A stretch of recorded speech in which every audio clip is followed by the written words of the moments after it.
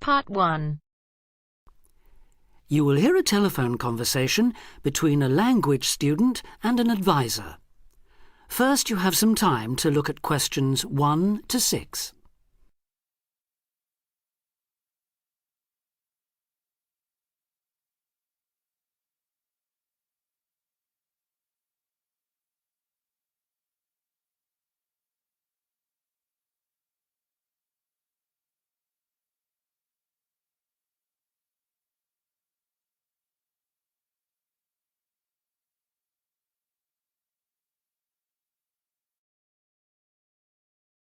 Now we shall begin. You should answer the questions as you listen because you will not hear the recording a second time. Listen carefully and answer questions 1 to 6. Homestay Language Learning, Lisa McDowell here. How can I help you? Hello, my name's Dan, Hello, Dan. and I'm going to be living with a family in Edinburgh for 3 months, so I'd like some advice on what to bring with me. I'm flying in via Singapore on the 15th. Right. Well, perhaps most important of all are your documents. Vaccination certificate, sponsor's letter, and the certifying letter from us for immigration. Yes, I've got all those in order, I think. What I'm really wondering about are money and clothes and things for my room. Personal effects, in other words. OK, let's start with cash. You'll already have money in your bank account here, of course, but make sure when you get here you have some cash on you. Pounds, that is, not euros or dollars. How much do you suggest? I'd say 50 as an absolute minimum. OK. Now, the next thing is which clothes to bring. What do you think? Well, as I'm sure you know, it can get pretty cold here, so you will need some warm clothing. There are shops near here that sell winter clothes quite cheaply, so you really don't need to bring much. Do make sure, though, that you have at least one thick sweater and a jacket with you when you arrive here. The temperature's likely to be a lot lower than in Singapore. Thanks for the warning. Now, something else I'm not sure about is whether to bring my computer. It's a laptop, so it won't take up much room. 2 problems. Firstly, it might not be compatible with the electricity supply in this country. And secondly, there's a risk of it getting broken in transit. Someone travelling here had hers smashed only last month. But surely I can carry it as hand luggage. Usually, yes, but because of all the tight security right now, you may have to check it in.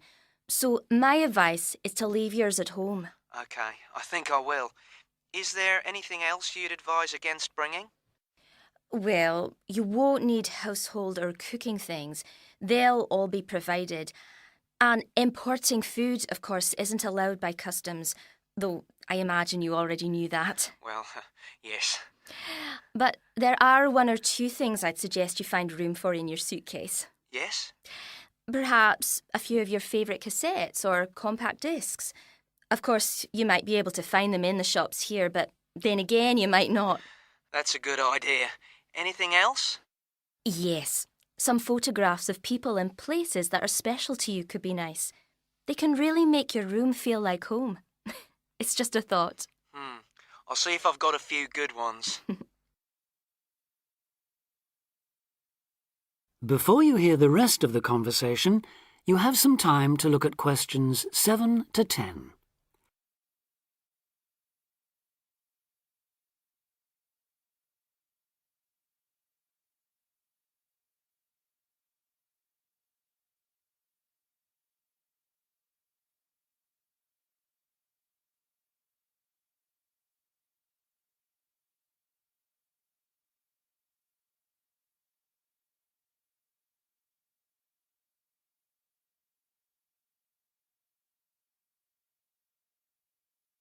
Now listen and answer questions 7 to 10. Just a few points about packing. Make sure all your cases are clearly labelled, in English, with your host family's name and address.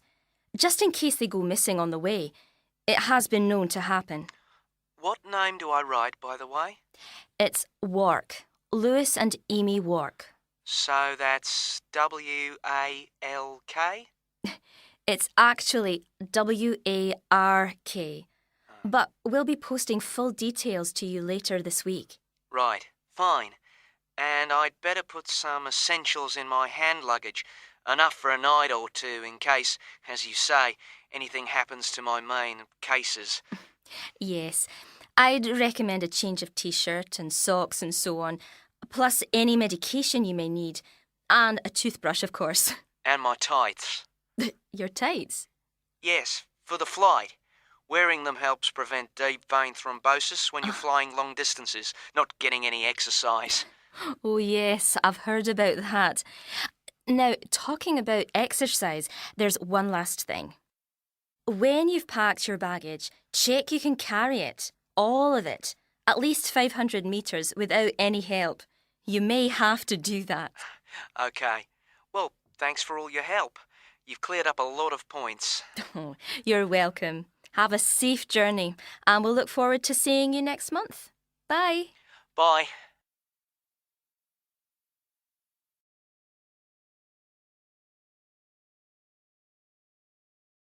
That is the end of part 1. You now have half a minute to check your answers.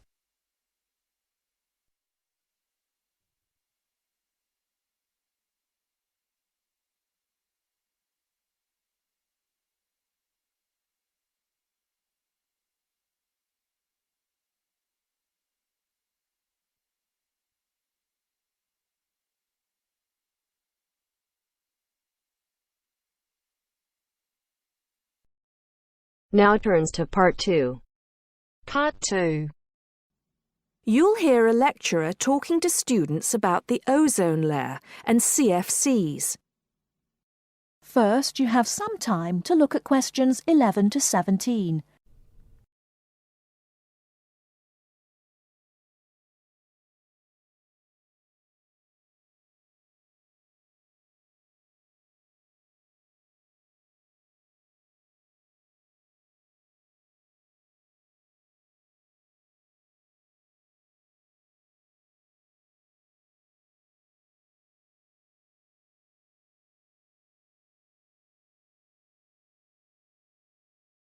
Now, listen carefully and answer questions 11 to 17.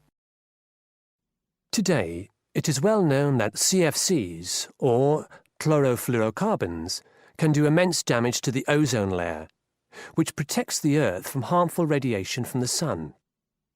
However, it was as recently as the mid-1970s when the connection between CFCs and ozone layer destruction was first established. The story starts back in 1957, when James Lovelock invented the electron capture detector. This is a machine that can detect very small amounts of a chemical compound in the atmosphere. Indeed, using the machine, it was Lovelock who was the first person to detect the widespread presence of CFCs in the Earth's atmosphere. In 1973, Lovelock, on a research trip which he'd funded himself, measured the amount of CFCs in the atmosphere in the Arctic and in Antarctica, but unfortunately came to the wrong conclusion that CFCs are not harmful to the environment. Following on from this work, though, in 1974, Sherry Rowland and Mario Molina published the very first scientific paper on the connection between CFCs and ozone depletion. This quickly prompted the world's first ban on the use of CFCs, which was enacted in 1975 by the US state of Oregon. Further bans followed. In 1978, the United States and several European countries banned the use of CFCs in spray cans. CFCs were still allowed to be used, though, for refrigeration and in solvents. It was in the mid-1980s that scientists in Antarctica observed a huge depletion in the ozone layer above them, often called the hole in the ozone layer. This led, in 1987, to the signing of the Montreal Protocol, which called for further reductions in the production and use of CFCs, and then, 2 years later, to a European Union agreement to ban the production of all CFCs by the end of the century. Before you hear the rest of the talk, you have some time to look at questions 18 to 20.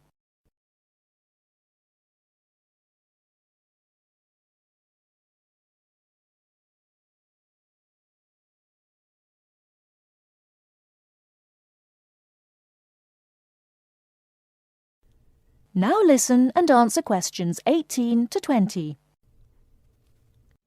So why exactly are CFCs so harmful? One of the reasons CFCs were so popular in the production of solvents and refrigeration coolants is that they are unreactive. That is, they don't react easily or at all with other chemical compounds. It's this property, however, that also makes them dangerous. Because they are unreactive, it's very difficult for them to be broken down.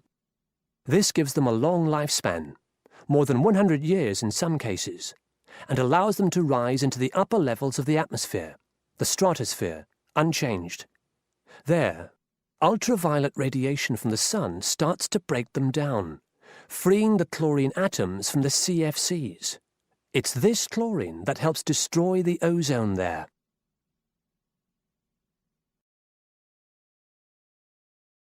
That is the end of part 2. You now have half a minute to check your answers.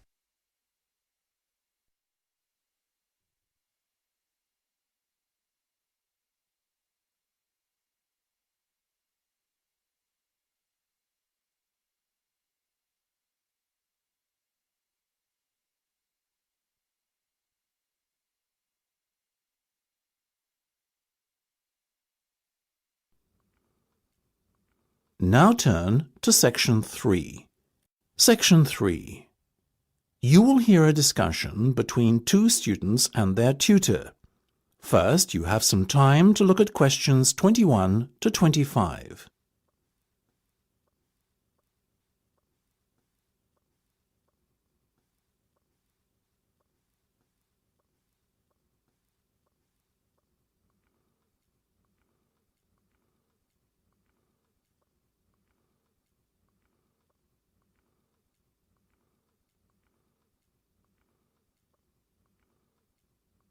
Now listen carefully and answer questions 21 to 25.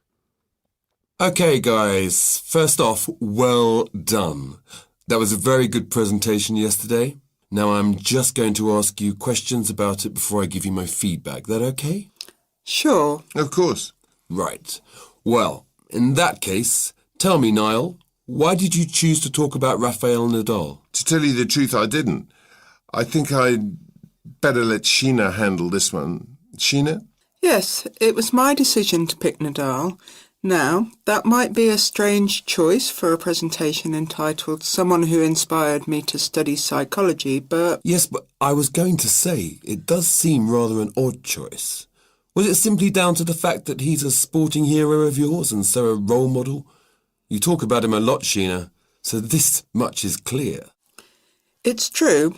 Nadal is someone I look up to, but my reasons for choosing him were totally professional. You see, I doubt perhaps in the history of tennis that there was ever a better match player than him, and that got me thinking, what is the secret to his success? How does he control his nerves so splendidly? The more we started to look into his background, the more I realised Sheena was right. Nadal was a perfect candidate for this study. He is, on so many levels, a very well-balanced character, and it was fascinating to gain an insight into the mind of this great champion over the last few weeks. I'll admit that I was at first somewhat unsure about whether or not I should back Sheena on this one, but it didn't take long for our research to put us at ease. So, while most of the students were researching Freud and other visionaries in the field of psychology and psychoanalysis, you were looking into a present-day sports star? Does that not strike you as a little odd? Of course, we knew it was a risk. After all, there was a danger that no one, least of all you, would take us seriously. when we stood up on stage and started our presentation. That said, I think it is in the spirit of psychology to be inquisitive and adventurous and not just stick to the conventional. Otherwise, how would the field have come so far, as it has done already? Well, I must say, your risk certainly paid off. Yours was, without a shadow of a doubt, the most interesting and original presentation I saw. And judging by the reactions of the other students, I would have to say that everyone else was equally impressed.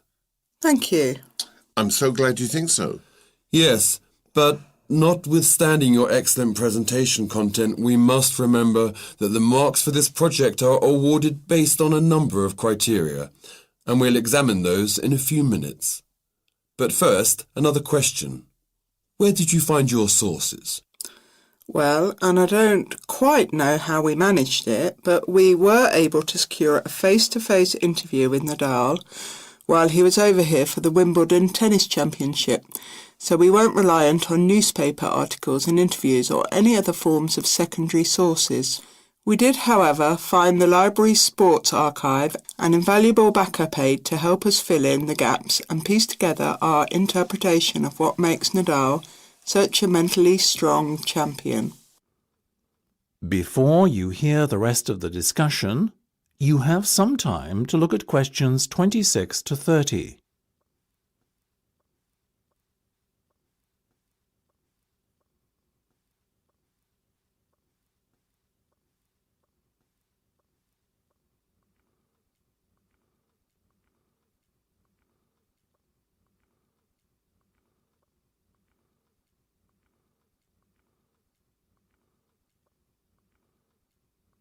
Now listen and answer questions 26 to 30. Okay, well, as I said, congratulations again for your excellent work. Now it's time for my feedback. The first area where marks were awarded is in your use of equipment. I felt that had you not been a little too reliant on the overhead projector, and had you, for example, used the interactive whiteboard and audio equipment a little more effectively, you would have received top marks in this section. As things stand, though, your use of equipment was still very satisfactory. It's just a shame as it was an opportunity missed to score full points. The next area I was asked to assess is content. As you might have guessed, I simply can't fault you on that. Highly original work, so well done. As for your timing, I felt that the two of you were a little too over-rehearsed, so the presentation felt, at times, a little robotic. That said, again, it was very satisfactory, and you would get full points for effort. Sadly, though, there is such a thing as trying too hard, and that cost you top marks here, I'm afraid. Oh, I see. Right. What was particularly impressive, though, was the thick handout you'd prepared for everyone. I took it home to read through it afterwards, and it was very well written. But not alone that, it also enhanced my experience of the presentation itself on the day, as I was able to refer to the handout for further information on what was being discussed and to answer any questions I had. Very nice. As for your level of interaction, well, you had so much that you were intent on packing into your 20-minute time slot that sadly you ran out of time at the end, which left no room whatsoever for interaction and no one had the chance to ask you any questions. You've probably guessed, therefore, that you did worse than average in this department, and unfortunately, your score will have to reflect this. Oh my goodness, everything sounded so positive at the start. That is a big disappointment. We worked so hard. Now, don't be so quick to get deflated. Remember, your presentation skills only count for 15% of the project grade. Your score in this assessment, even if it were terrible, would still not be enough to prevent you from getting top marks overall. It's very hard to score well in the presentation assessment anyway, so believe me, you both did reasonably well. Thank you. I wish I felt like that. Yes, your feedback was very constructive. We're just a little disappointed with ourselves. Why? That's the end of section 3. You have half a minute to check your answers.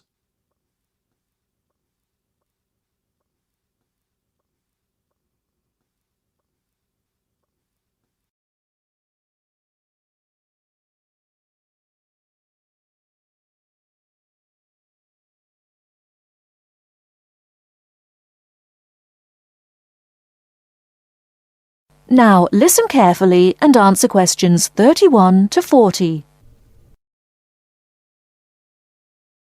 Cheese is one of those foods that we tend to take for granted as always having been with us.